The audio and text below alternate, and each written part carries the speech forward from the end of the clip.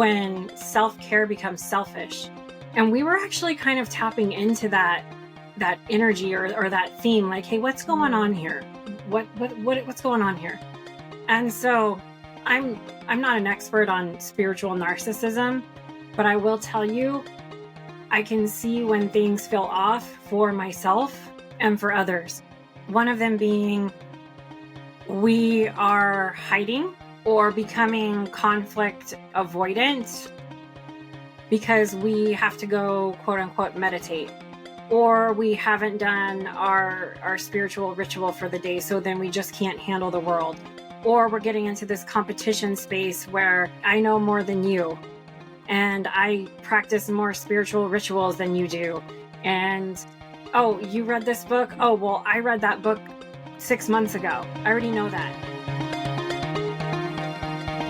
Hey everyone, it's Amy Lynn Durham, and you're listening to Create Magic at Work.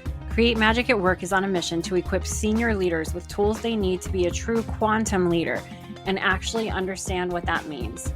Improve employee engagement, retain top talent, and transform your workplace culture to have less drama and stress. So let's start making magic.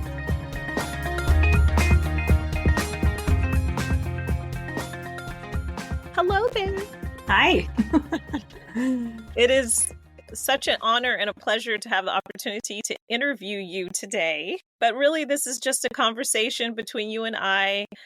We've had many enlightening conversations, and I think it's just going to be such a blessing to your listeners for them to hear a little bit more about you and what you do and why they should work with you.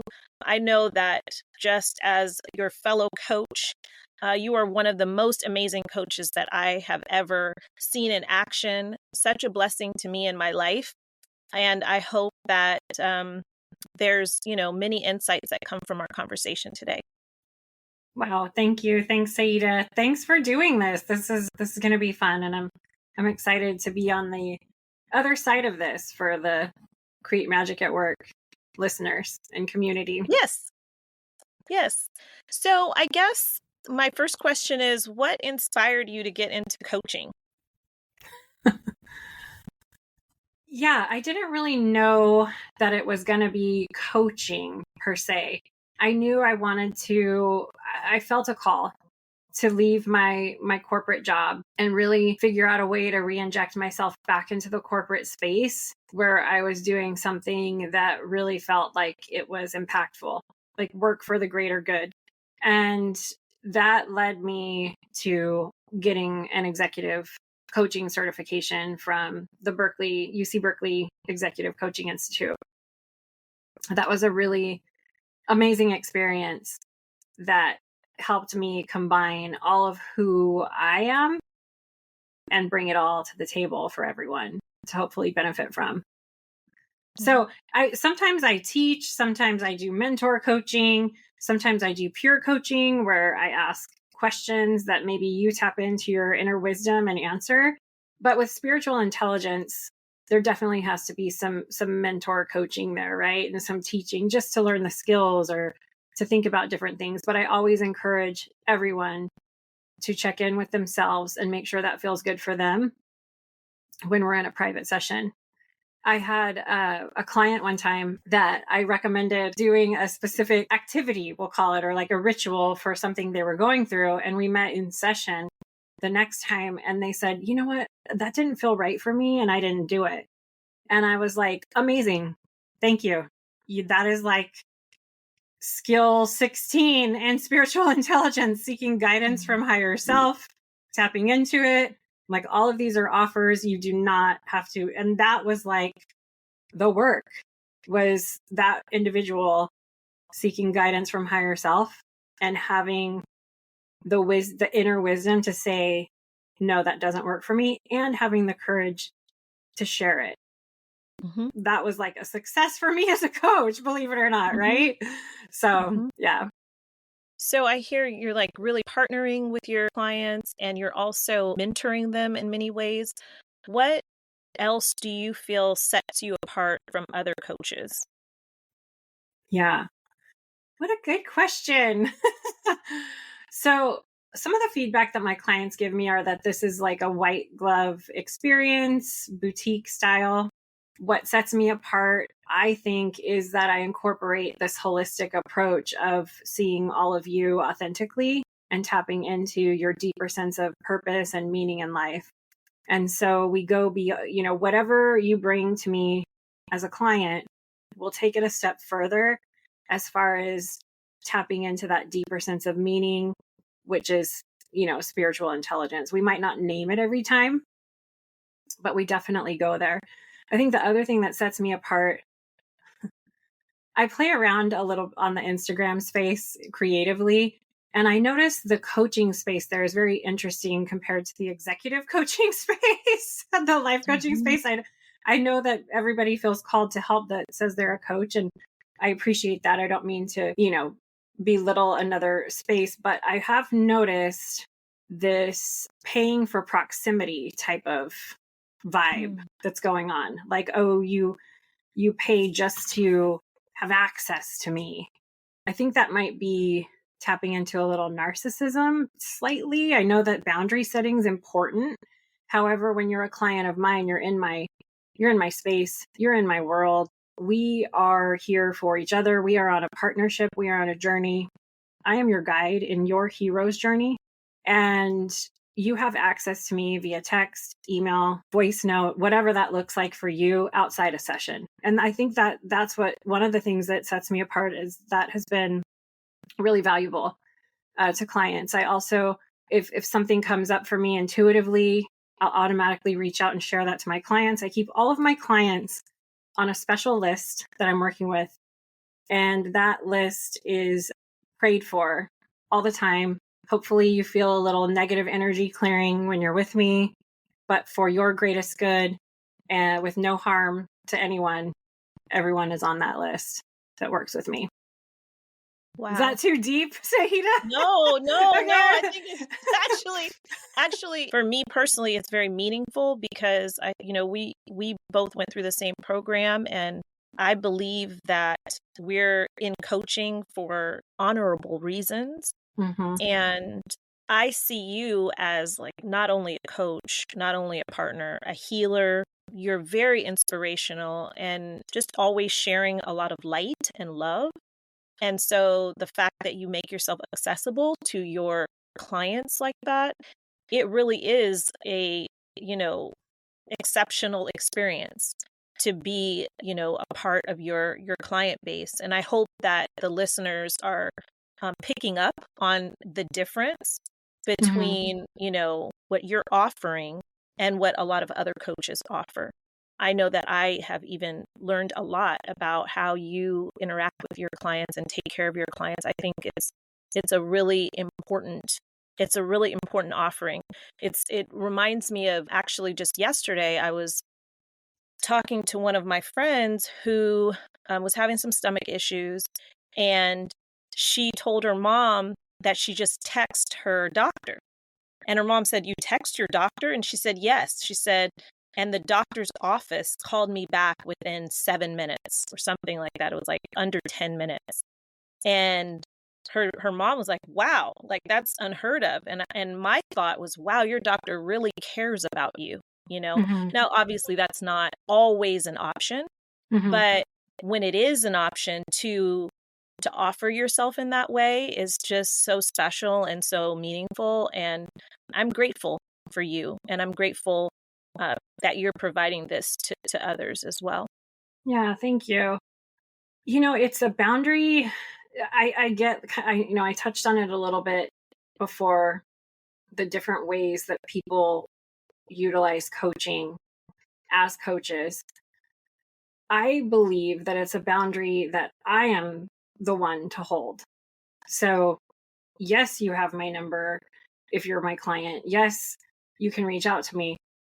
I will respond when I can. And I don't feel any sort of sense of urgency if I'm in session with someone else.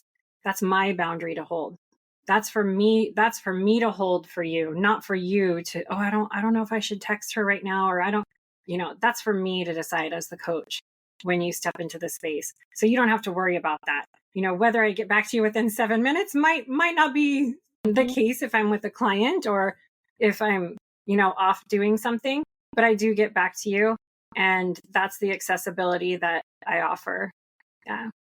Yeah. So you've brought up a couple hot topics, like boundaries and narcissism. I know that in one of our most recent conversations, you mentioned something, and I meant to ask you about it, so I'm going to ask you now. Yeah. Hopefully that's okay. You mentioned something about spiritual narcissism. Yeah. Can you share a little bit more about that and what you may observe on, within our climate today, whether it's social media or just anything else? Yeah. Yeah. What's interesting is you're asking me this question, and we actually partnered on a podcast episode for the Create Magic at Work podcast. Hopefully everybody remembers Seyyida. We talked about when self-care becomes selfish. And we were actually kind of tapping into that energy or that theme, like, hey, what's going on here? What's going on here?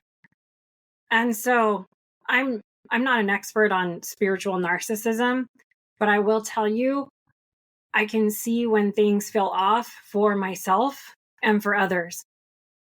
One of them being we are hiding or becoming conflict avoidant because we have to go, quote unquote, meditate, or we haven't done our spiritual ritual for the day. So then we just can't handle the world, or we're getting into this competition space where I know more than you, and I practice more spiritual rituals than you do. And, oh, you read this book? Oh, well, I read that book 6 months ago. I already know that. Like, I'm just trying to think of different examples that might come up. And what I'm noticing when we talked about when self-care becomes selfish, gosh, I heard, and I hope he doesn't mind me sharing this, Jim Lockard, he's an Edgewalker. He's in my Edgewalker group. He's a spiritual intelligence coach. He's going to be a guest on the podcast. He said something in an Edgewalker facilitator meeting, and I was like, that's what we were trying to say. That's what we were talking about. We are practicing these skills so we can show up for others, so we can make wise and compassionate decisions, even under great stress, not so we can go and hide because we're so sensitive to the world that we have to just cocoon ourselves all the time. And it's really easy to do that because it feels so good. I mean, gosh, I have days where I'm like, I don't feel tapped in. I didn't have time to do what I love to do to feel tapped in. Maybe burn a little cinnamon stick or sage, or, say a little prayer, light a candle, whatever that looks like for me. Maybe I love guided visualization meditations. And then I start beating myself up, right? Because then you go on Instagram and you see all the pop culture posts that's really popular right now. And they're ahead of me. I'm behind. That's when this is like, no. Let's get back to why we're doing this. We are doing this so we can make the world a better place. So we can make our legacy shine through. And our legacy is who we are at home, just as much as how you and I are showing up in this conversation right now. What do I look like behind closed doors when I'm speaking? Am I making wise and compassionate decisions for myself and for my relationships? What does that look like? And am I practicing that when I'm under great stress? That's the kicker. Are we doing it when we're under great stress? That's what spiritual intelligence is. And so I see sometimes this avoidance come up when great stress occurs. I can't handle that. I can't be around that energy. Their energy is just affecting me so much. I can't handle it anymore. Well, we're practicing these skills so we can handle it. That's my take on it. Yeah, I do. You're reminding me of our conversation, that episode. We did get into that, and I do, clearly remember that was one of the things that we discussed. And you're right. And I think that that's part of what I see happening a lot today, is that we get inflated because we're doing all of these practices and we have all of these behaviors that may be perceived as, spiritual or spiritually enlightened. But like you said, Mm-hmm. when it comes to the competition or the test or however you want to look at it, when it comes to you showing up, then all of a sudden, you choose not to. You choose not to engage. And as long as you're aware that you're not ready yet, then I see no issue with it. I think the issue is when you then exalt yourself and pretend that you're not engaging because you're above this or that. So that what you just shared really resonated. Mm-hmm. I think it's also important to explore not necessarily on the flip side, but on another side of this, how do you hold or set boundaries for yourself when you Mm-hmm. are trying to practice really spiritually nurturing behaviors and you're trying to focus and not kind of get distracted from your journey in terms of your own spiritual growth, intelligence, enlightenment? How do you hold boundaries in that Mm-hmm. process? Yeah. So by no means am I suggesting that you put yourself in a space where you will collapse or suffer, right? That might be harmful to you. When we were talking about that before, what I am suggesting is that we take a look at why we are doing these things, that these practices. Are we doing them for self gratification, or are we doing them because we want to make this world a better place? Mm-hmm. And that starts with us and our relationships, et cetera, et cetera. I'm going to answer your question also. The quote that came to mind, I can't remember who authored it. We'll drop it in the show notes, but the people in our lives are not in the way of our spiritual growth. They are our spiritual growth. They show up Love it. for us because they're there for our spiritual growth, right?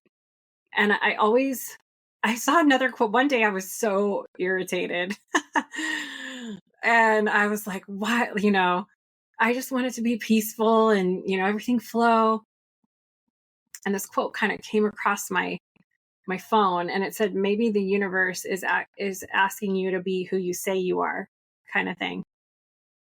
And I'm like, yeah, okay. Thank you for the slap in the face. I needed it to snap out of it. So on the other side of that, that's all spiritual intelligence too. That's all coaching. That's all skills. How do I make wise and compassionate decisions for myself? How do I maybe interact with toxic family members, let's say, that's coming up in a way that protects me, where I hold boundaries and I can send them love from afar? How do I do that in a toxic workspace? How do I hold boundaries for myself? If my health is starting to suffer, of course, I'm going to need to make some decisions, some self-care decisions that are in order. The other thing, how do I align with the ebb and flow of life? Skill 21, as you're familiar with from our talks. When do I know if an obstacle is coming up for me, and how can I discern whether to push or whether to pause? How do I practice seeking guidance for that from a higher power, my higher self? So there's definitely ways that we can still preserve our energy. Also, let's say we're doing deep work and we aren't avoiding and we're really making change and we're interacting with others. A great energy clearing never hurts. Resetting. Let's say we speak in front of hundreds of people on a stage. I'm just, a keynote speaker. All of that energy in the room, really nice to go do whatever feels good for you as far as an energy clearing. To just if anything has, attached to me in this situation, let me release it and just recenter and get back to myself. And for some people, that's a hike in nature. For others, it's a meditation. For some, it might be a saging. For some, it might be making a Reiki appointment. So there's tools that we can use to reset and also to set beforehand too, when we're interacting with others, that we may feel like, I don't know if I want our energy mingling, but I want to be here to help. So let me envision this protective golden light around me, and only love can penetrate it. Otherwise, any negative energy that is around, it's going to hit the outside of that bubble and kind of melt down, and it won't affect me. There's different tools and stuff like that that I teach and share. Yeah. Mm-hmm. What other tools do you use in your practice? Yeah, I use a lot of different tools. Well, first I use like the main training from my executive coaching certification. I use my corporate background for many years. All of that tactical business stuff has come in very, very handy with clients. We combine that tactical with like the ethereal. So I use the spiritual intelligence skills. Those are something nice and tangible that people can view. I also use the Edgewalker skills and qualities. We tap into those, knowing the future, manifesting. The modalities that I use have a pretty big modality catalog that I dip into. Sometimes we'll follow the phases of the moon. If you're a private client of mine, that's something extra that you get. You get some affirmations. I'm a certified moonologer, so I can see where the moon is for you specifically and give you some energetic things that you can do during that time. So that's really fun to tap into that. I also have deeply studied the tarot for many years, and I use that in an archetypal way with my clients. Even when we're talking about business, I could get a flash of a card, and then it's a message for you. And what do we do with that? So yeah, there's probably like so much more I'm forgetting, but that's what's coming to me now. It's awesome. One of the tools that I have enjoyed from you is your book. And also, I'm going to call it a workbook, but correct me if that's not what it's called.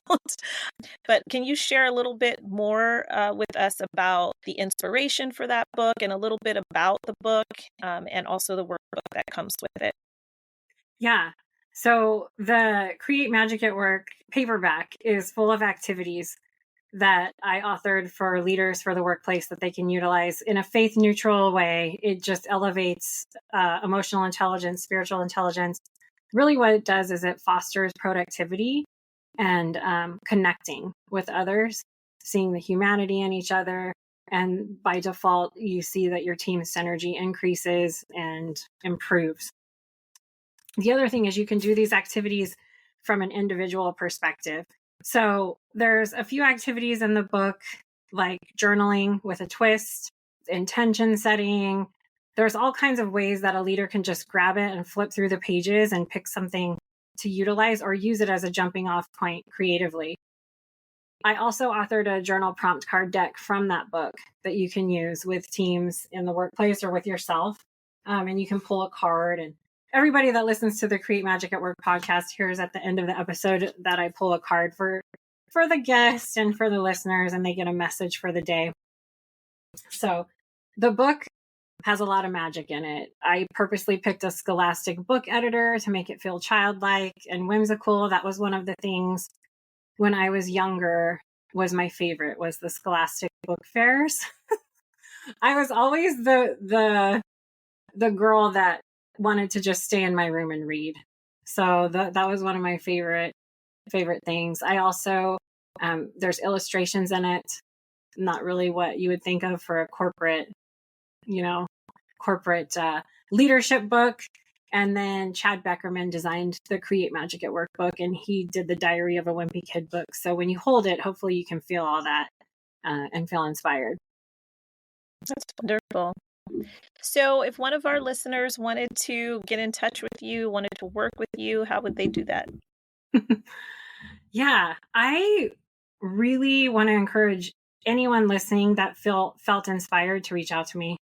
I'm very accessible, like we talked about with my private client experience. So you can just schedule a 30-minute call with me. You can reach out to me on LinkedIn.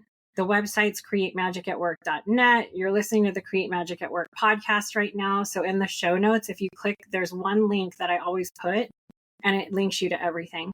It'll take you to everything that's going on with me. You can schedule a session with me and just chat. If you feel called to connect, I'd love to talk to you. Well, I encourage all of our listeners to reach out to Amy. She is an amazing coach, and she has just a wonderful, wonderful, wonderful offering for you as a client. So please reach out to her. It will be well worth your time, well worth the investment. And I just appreciate you so much. And I thank you for allowing me the opportunity to have this chat with you today. Yeah, thank you for doing this. I'm very appreciative and grateful that you flipped the script on me on the Create Magic at Work podcast. So thanks, Seyyida. I hope everyone enjoyed it. I appreciate you.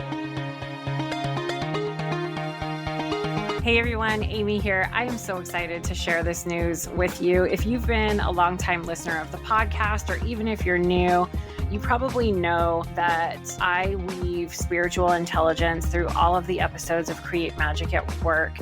And we often talk about where you are at with making wise and compassionate decisions, what it looks like to be a wise and effective change agent. How do I put my ego aside and operate from my higher self? And if you've ever been curious as to what level you're sitting at in your life in those skills, I have some great news for you. I have loaded the SQ21 assessment on the Create Magic at Work website. This is something that only my private clients have access to in a coaching partnership with me. However, I have decided to give everyone access to the SQ21 assessment at a generous price, a small fee. You can take the assessment at createmagicatwork.net/shop, and you will get a printout that you can take with you the rest of your life as to where you're sitting, what level you're sitting at in the 21 skills of spiritual intelligence. This is an amazing opportunity. I encourage you to take advantage of it. Again, if you've ever been listening to all of the past episodes like, I wonder where I sit at making wise and compassionate decisions, or I wonder where I sit at being able to access my higher self, explore that curiosity and go to the website and take the assessment. I will also have that link dropped in the show notes so it's easily accessible to you here after the episode. And again, if you have any questions or if you just want to have a chat with me, I'm always available for a complimentary 30-minute coffee chat, so you can explore that as well. But get over to the website, take that assessment, and give yourself the gift of something that you can take with you for the rest of your life. Sending magic to you. I want to thank each and every one of you for coming back every week to listen to a new episode of Create Magic at Work and really helping to support and advocate for healthy leaders, workplaces, and lives for all of us. If you want any information on how to connect with me, click on the link in the show notes. You'll get access to all of the social media links for Create Magic at Work. Stay following along for more amazing episodes where we help you improve productivity and profitability in the workplace and decrease stress. Sending magic to everyone, and see you next time.